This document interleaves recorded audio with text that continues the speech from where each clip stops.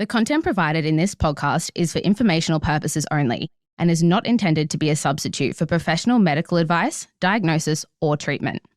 Always seek the advice of your doctor or other qualified health professionals with any questions you may have regarding a medical condition. Never disregard professional medical advice or delay in seeking it because of something you have heard on this podcast. Welcome to Season 2 of Life on the Level, a podcast brought to you by two young Aussies living with type 1 diabetes, Isabella McGee and Sebastian Harris. Joined by special guests, it's real stories from people who get it.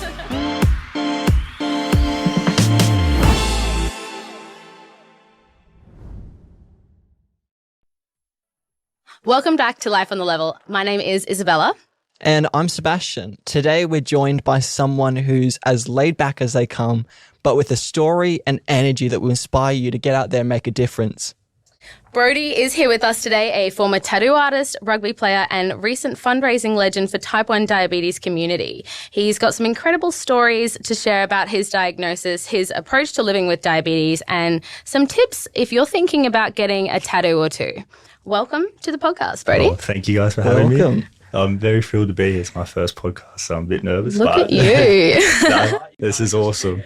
This is official and very cool. So let's start with the diagnosis. So you were the first one in your family to receive a diagnosis.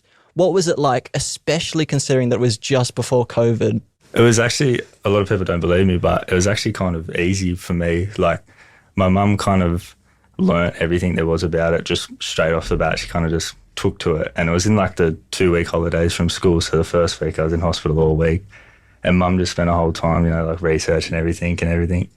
And then, I don't know, I kind of just come out of hospital and it was just, I don't know, I took to it like glue. And then my dad, he didn't really he cared about it obviously, but he didn't really show much care, I guess. But he did care, but he didn't care. And that was kind of good for me because he kind of just chilled. Yeah, treated me as normal, and same with my brother and that. They just kind of just, life is normal and I'll just get on with it. And then It is what it is. That is yeah. Yeah. So mum really I think she took it harder than me, but she was just I remember she would come home and she'd be listening to podcasts about diabetes and stuff. And why are you doing all this? It don't matter. But yeah, That's so nice though that she's doing that. She even one Easter, till I got diagnosed in September, so the next Easter come around and she'd melted down all this sugar-free chocolate and stuff for a bit. I was when you're first diagnosed and people start gifting you sugar-free stuff and you're like, oh, the sugar one's better, but thank you. Oh, the Coke Zeros and everything. Yeah. The amount of sugar-free chocolate. It's awesome, yeah. And then just after I got diagnosed, about 6 weeks after, my brother broke his back in a motorbike accident. So we were in hospital again. So you're kind of outshone then. Yeah, literally. He just kind of took it all from me. So I was like, oh, whatever. And then just got on with it. And it was just life as normal from there, basically. Had its ups and downs every now and again, but it kind of just this is me now and we'll just move on and kind of, yeah.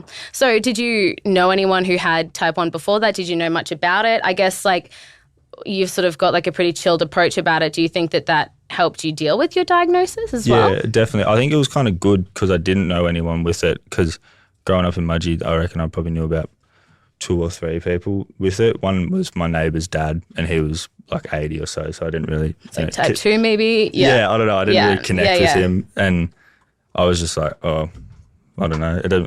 No one really told me what to do or anything like that, so it's probably good kind of figuring it out all on my own, what worked for me, what didn't, and then no one else that I knew had it, so no one could place any external stress on me, saying watch out for this, watch out for that. And I lost my leg, so be careful. Yeah. I went blind. Yeah, all that kind of stuff. So I didn't know about any of that, so I kind of just was oh, well, it can't be that bad. Well, your mum did. But she did. She's definitely did. She's researched it. Yeah, I think she hid it from me. She didn't want to tell me all that stressful stuff. But so I just didn't really know anyone, and then it wasn't until I moved down to Wollongong 2 years ago, and then I started kind of opening up my eyes to the world of diabetes and meeting new people and all that, and it's yeah.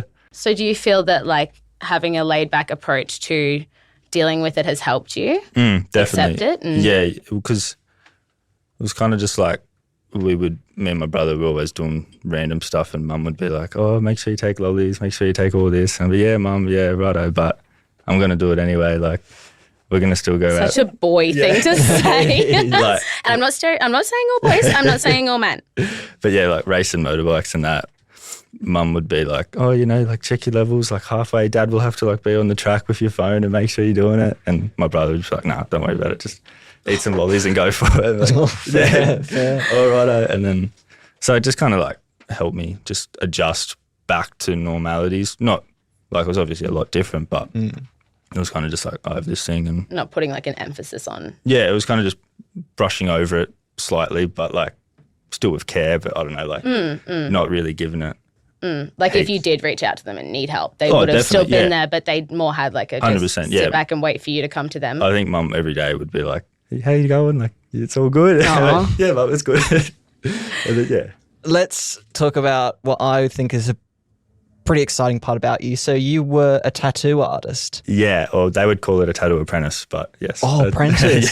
Fair. I'm not going to make a comment there. So why did you want to get into tattooing in the first place? Well, I was always drawing from like all the way through primary school, and then I kind of stopped in year 7 and 8 because, it's like wasn't the cool thing to do. And I was like, oh, I don't want to do that. And I got back to about year 10. It was probably about a year after I was diagnosed, and my mates, we were all getting into going out on the weekends and stuff, and someone like got a tattoo gun or whatever, and like starting talking about, oh yeah, let's give each other tattoos and that. And I was like, oh, I can draw. Like I used to be able to draw, so I'll give it a go. And then I did one of my mates, and then my brother was like, oh, give me one. So I put him on the kitchen table, like, drew it on with pen and stuff, and just with this eBay kit. And then like another mate would come and go, oh yeah, I'll give me one, and get kind of building up like that. And then got to a point I was like, oh, I need to kind of take this career seriously, or I'm going to like really injure someone, or like, I need to like maybe study this, or possibly find a bit more information on it. So then there was no tattoo shops at the time in Wollongong, in Mudgee. So I was like, oh well, I'm going to have to move to find a tattoo shop that would take me on, and then ended up going to Wollongong where some of my mates live now that do uni. And then 6 months later, after moving there, I found a tattoo apprenticeship. Someone would take me on, and it kind of just taught me the ins and outs. And I only stayed with it for about a year, but it was good to learn the actual, that I wasn't going to, So when you say Mudgee, are you talking about Mudgee or Bar, like on the Gold Coast? No, Mudgee, it's like 3 hours west of Sydney, down near. Oh gosh, make me feel weird. Like Bathurst or. in the middle of nowhere, Kind of in that area, nowhere. I guess like so was that when you were diagnosed, you were tattooed, like doing tattoos when you had diabetes? Yeah. So I got diagnosed in September of 2019, and then I wouldn't have started tattooing until 2020. Okay, cool. The end of 2020, I think. All right. Or maybe 2021, something like that, yeah. So I guess with that, I mean, I have a couple of tattoos. The first one I got, I remember first at any doctor's appointment, there's always like signs about like, tattoos and diabetes, and they always scare you about them healing and whatever. So I was a bit paranoid. Still did it, not that paranoid. But was that a stress for you, or did you have any concerns about that?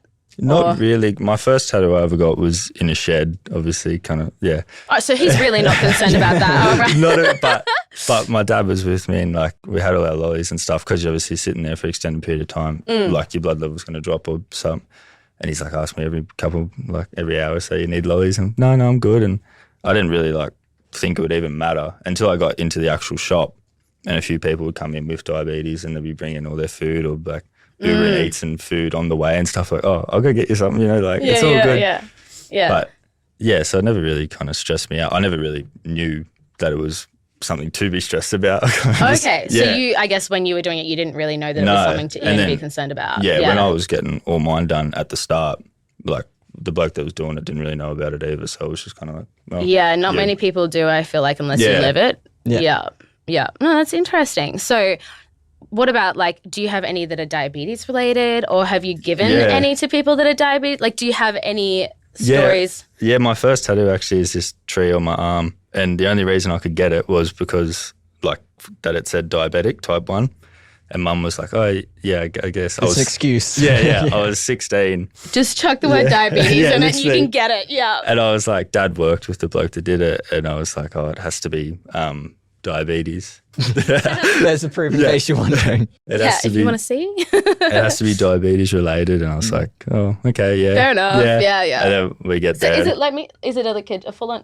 Oh, okay, It says it there, yeah. You can't. It's a bit faded now, but I ended up coming home with the massive tree and all of it, like without any of this over here. And Yeah, Mum yeah. was like, "Oh, I thought you were just getting this little tattoo." And I was like, "Oh, yeah, You're you like, know." no, I told you I was getting the tree, Mum. I told you. Yeah, but yeah, so, and then from then she kind of had to accept that I was going to get a bit more tattoos and stuff like that because, yeah, but that kind of started it. And then I've tattooed a diabetic lady, but wasn't diabetes related, but I knew she was having a few lows whilst we were tattooing. And I was like, oh, we'll take breaks and you get what you want and all this. And yeah, no one else has really, I've never really seen anyone else get a diabetic tattoo, but it's definitely, yeah. There you go. I'm planning to get one with my brother, but he's refusing because he hates tattoos. I'm like, mate, we got to get it. Yeah, What do you want to get? I want to get one that says like T1D on my wrist, and then when they find a cure, to get like a red tattoo through it. Oh, yeah. Just like former. Yeah, Former just for like T1D. but Alexander, I'm talking to you, he hates tattoos, so he doesn't want to get one. But I'm like, he'll come around to it. Just Oh, get I it. hope And so. just, yeah. so you did mention that you did some like motorbiking and stuff, but something that's also interesting is rugby, right? So it's such a high contact sport, and you're out there wearing diabetes equipment like a CGM and stuff like that. Yeah. How do you kind of manage, and obviously if it's a contact sport, how do you actually keep it intact? Well, a lot of times I would end up losing it in training and stuff and be like, yeah, Mum would get mad at me for that. But it ended Those up, batteries, you keep those. it ended up being everyone would be like taping up their knees and stuff in the shed, and then I'd have to put this because I wear mine on my arm. I'd put like a big compression sleeve over it and then get the physio to Taping your arm. tape it all up. Everyone else putting these like tape on their like injuries and stuff, and we'll tape this up. And then a few games here and there, I'd like someone would grab it or something, just being a bit of a grub and like take it off, and oh well, and then get around it. But It is what it is. yeah, exactly. But yeah, never really.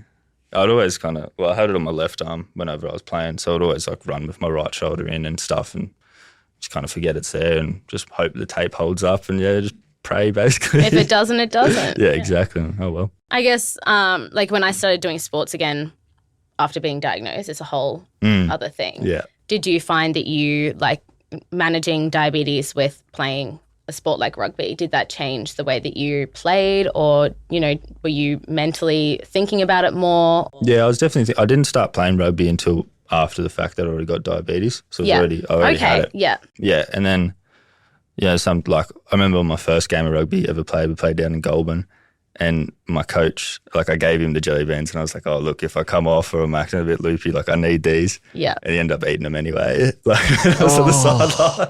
Yo, I would lose. He didn't really understand, but yeah. It was fun. I didn't need You it. would laugh, Yeah. but I would lose it. I would be like, excuse me. Put your hand down, sorry, give me that. Oh, They fair are my enough. medicine. But yeah, a few times I would just kind of like get into the sheds beforehand, and everyone would be like psyching themselves up, and I'd be on my phone like staring at my CGM and all that, and just like sometimes normally the adrenaline kind of like makes it spike, you probably know, and then so I never really would ever go low during a game, or I'd just have like if it started to go low before I play, I just a handful of jelly beans and then just hope for the best again. Sports drink it. Yeah. Powerade, and then at halftime and all that they have Powerades and all that kind of stuff. If I can say Powerade, they had sports drinks. Did you ever do like the pure glucose things? No, Like not the tablet. No, like those like the gel things. the little tube things. the Yeah, gel. no, it No, wasn't. they're like if you pass out and I'm about to die, that's why I've got those. They kind of look disgusting. So I was like, They're not nice. Yeah, they no. look like toothpaste or taste- something. Nah, I'm They good. taste grotty. No. And you've done some traveling too? Yes, I've been where have I been? Croatia, wherever that is. Croatia? Yeah, With diabetes. yeah. Yeah. But yeah, I was on a Kentucky thing, but I didn't really even know where it was before we got on board, and then last year we went to we did a road trip from Darwin down to Perth, basically with my family. So that was really awesome. Did you find any like challenges there with traveling and managing type 1 diabetes as well? Yeah, some of it with the road trip, like in Australia, obviously it was quite remote and that, but yeah, Mum like made me pack like 3. She was on it. She knew what was going Mum. on. Yeah. So she made me pack like 3 times the amount that I would actually ever need. And then with some of the camping and stuff, it would be like there's no power in that, but we'd have the fridge set up to the car, so we would always just keep cold in that. And then That is the other thing. Hey, like if you're doing that sort of stuff, Yeah, like if you were to go out with the boys or whatever and go to like a camping trip, you're like, boys, can we bring the fridge? Yeah. I've got to bring the fridge. Or a power outlet. Yeah, I need a lot of stuff actually, guys. So I'll bring my own car. yeah, you can bring all the stuff that we need to sleep in. I'll bring the medical stuff that I need. And particularly of interest, was there like a particular place that while you're traveling you found was like really interesting, or you thought that there was times that it's like, was there ever times you didn't think you had the diabetes when you were like traveling or stuff like that, where it's just like you're just enjoying it for the sake of enjoying it? Yeah, definitely. In Exmouth, my cousin's wife, she runs like, she doesn't run it, but she works for like a overnight kayaking tour kind of thing on the water and all that. And like, I'm terrified of like the water and sharks and all that. And yet you have a shark tattoo. No, that's why I haven't touched it. And yeah, she, it was just like He's also scared of diabetics. Yes, I'm scared of everything. That's why Yeah, Isabel's pretty scary, I think. Yeah. That's actually fair. I'll that. Yeah, no, valid. And then it was just, we went snorkeling off like the coast, so we like put the anchor in with the kayaks and all that. And she's like, I was like, oh, you ever seen sharks out here?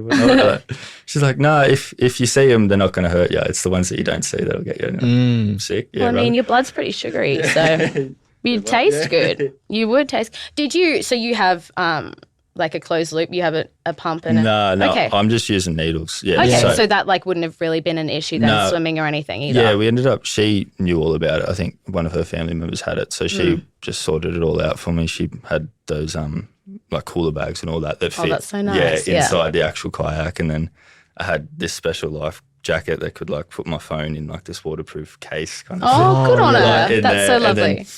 And then like jelly beans, and she was always checking on me and stuff. So it was like I never felt like in harm's way at all. She just like, I was like, oh, she's got me. Yeah, Mum's the here women too. in your life have you. Yeah, they've got me, so I don't have to worry, which was good. So good.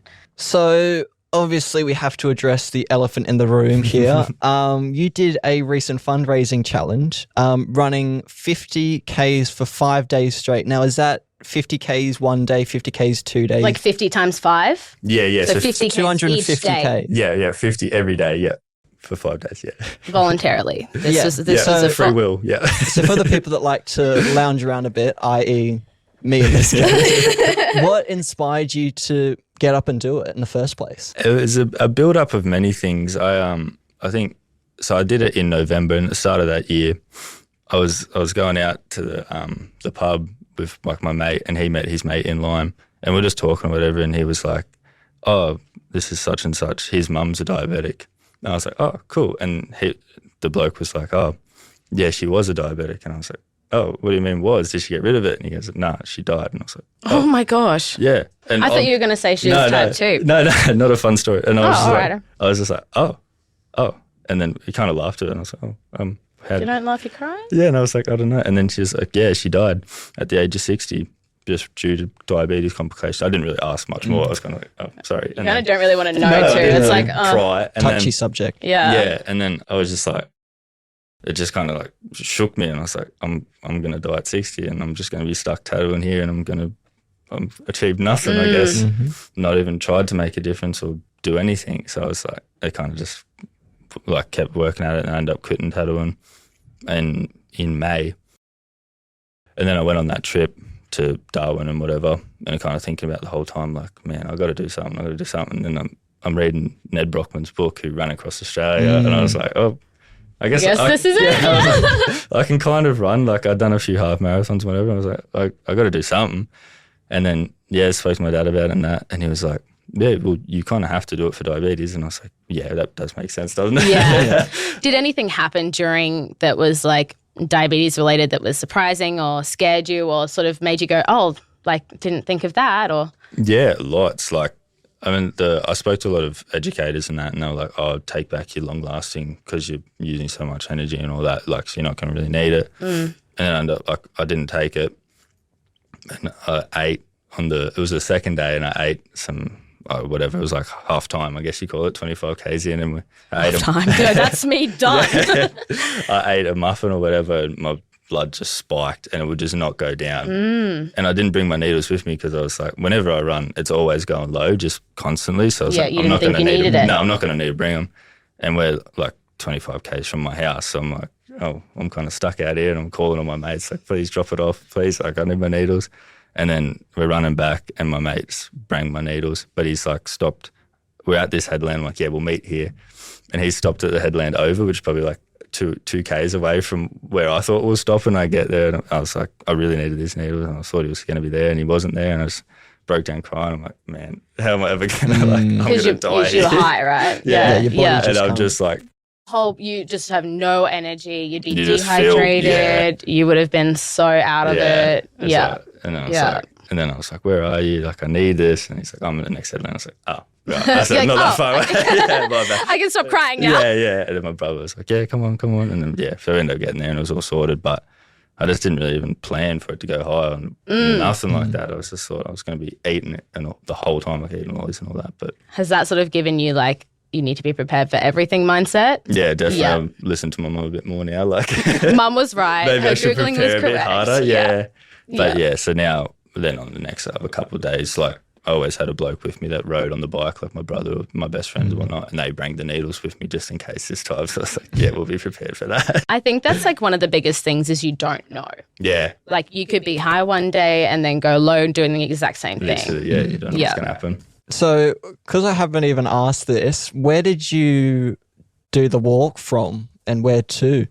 So I started in Wollongong, like just the main part of Wollongong, and ran up to that Seacliff Bridge. Some people might know it's kind of like a, I don't know, touristy spot and people take photos and all there. But so I ran up there and ran back for the first 3 days, and then went back to Mudgee and ran from my house. We're kind of like on a property like half hour out of town. So I ran from the property further out of town, just like with no service and all that, because big hills and all that kind of stuff. And then on the last day, I always wanted to run from my house to town. So I was like, yeah, we'll do that. And ran into town, ran around town and finished in there. So yeah, it was good. Did you find like eating lollies made you, like, because when I'm eating lollies and I'm running, it's like a full tummy, right? Oh, yeah. Not the best thing. No, all the training and all that, it kind of like, there's a lot of vomiting in the training, but then my stomach kind of got used to it. Like, oh, yeah, this is what we need to do. And I had a lot of those gels, the like running gels, which normally have a lot of carbs in them anyway. So that kind of helped with my stomach instead of the actual lollies. Like shoving food. Yeah. Because that is a big one. So I guess what is next? Do you have any plans? Do you have any other things that you feel like you need to accomplish before you die allegedly at 60? Yeah, definitely. I want to do more like, no, I don't know if it's going to be running. I think it will be running, but I want to do more in like this kind of space, like helping young kids and all that, and any diabetics really. And yeah, so I'll definitely do something again. It'll be harder and a lot worse than what I did last time, but yeah, it'll come again this year probably. I think definitely with like the way that you approach it as well, a lot of kids, especially boys, would really take on to that and appreciate that because they're like, oh, I don't have to stress. Yeah, like I don't. Yeah. I can just have as fun. long as they have someone who stresses about it for them, then yeah, they can just kind of do what they want. Oh dear. So, if you were to give one piece of advice or one hope to people listening, what would be that? I would say, I like the quote that I heard it somewhere. It was like, if you can't beat the fear, do it while scared. And like, I always thought, because I was like, oh, if I'm doing this run, like, oh, what if my diabetes goes really badly or whatever. And it's, well, you just have to do it whilst being scared. And just like, there's so much like good things that will come from doing something that really, really scares you. Like jumped in the water with all those sharks and all that out of X mouth. I was so scared. But then when I was in there, I was like, this is the coolest thing ever, So I was just kind of beat the fear, or don't beat it, but just do it either way. It's good. And I guess I have another question before you go on tattoos. Again, how do you manage it? Is there any way people with diabetes should be preparing for these sort of sessions? How long the sessions are? Where they're getting the tattoo placed? There are so many different factors.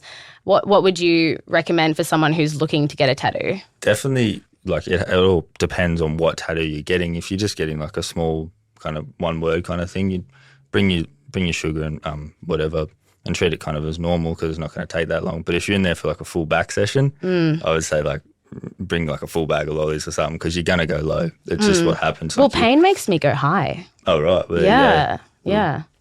Yeah. So everyone's different. There you go. You're like, well, maybe don't bring it. But no, I definitely bring stuff because then Yeah. even if you have to get up and down all the time for your like it's going to eat into your time and stuff. So if you have stuff with you, and then like just the main like rules with getting tattooed anyway is if you have a good night's sleep, like try to get your full 8 hours and then eat a big meal before you come in, and it's not going to feel as bad as what it could if you just do an all-nighter. Aftercare, having good BGLs, I guess, as well would also... Yeah, definitely, yeah. It would all just... As long as you don't expose it to sunlight and you can swim in the ocean and do all that kind of stuff, it should just heal as normal. But obviously if you're taking care of your body, like in your diabetes, it will heal a lot faster than just leaving it. So one of the things we like emphasizing on this podcast is that diabetes is a part of you but never holds you back. So we are so grateful that Brodie could come on and share your story. Like, you're a tattoo artist, you've done 250 kilometers in 5 days, which is just mental to me anyway. Rugby, there's so many things you've done that hasn't held you back. And that's something that I think is so inspiring to a lot of people. I appreciate that. Thank you. I really appreciate you guys letting me come here. And it's awesome. Oh, yeah. No, so thank you so much for sharing your tips and stories. And I definitely feel that like your sort of personality and vibe is a little bit opposite to mine. Crazy, right? The way that we would deal with things. But I think it's nice to have that refreshing view on looking after yourself. That like, oh, it's so good. Like, stress about it, but like not really. You definitely need to have the both sides, the yin and yang to it. Yeah. I'm working on it. Okay, Brodie, I'm working on it. Touched a nerve there. But that's it for this episode of Life on the Level. Make sure to subscribe and share this episode with anyone you know who's navigating life with diabetes. Or, of course, thinking about getting a new tattoo, which might be me in the future. So, hey-o. Until next time, keep living your life on the level. If you're looking for more information, you can check out the NDSS Youth Zone website, where it has travel tips for preparation while you're travelling and at the destination. Or look at the JDRF One Ride event, which is cycling your way to a world without type 1 diabetes, which is on from November the 28th to the 30th this year, which you can register on the JDRF website. You could do that, Brodie. I'll probably run That could be your next one. Yeah. I might do it. We'll see. As we wrap up another episode of Life on the Level, we want to thank you for being part of the supportive community. Your stories, questions, and just being here fuel our mission to offer meaningful support and education to people living with diabetes. Keep the conversation going, stay connected, and remember, together, we're stronger. Don't forget to follow the show to hear more wherever you listen to your podcasts. This podcast is brought to you by Diabetes Australia. We are leading the fight against Australia's biggest health crisis, working towards a future where diabetes can do no harm. Diabetes Australia acknowledges Aboriginal and Torres Strait Islander peoples as the traditional owners and custodians of this country. We pay the utmost respect to them, their cultures, and to their elders, past and present. We extend that respect to the Aboriginal and Torres Strait Islander people here today. Diabetes Australia is committed to improving health outcomes for all Aboriginal and Torres Strait Islander people affected by diabetes and those at risk. All experiences and opinions described in this podcast are of those of each individual guest. Your experience and management may be different.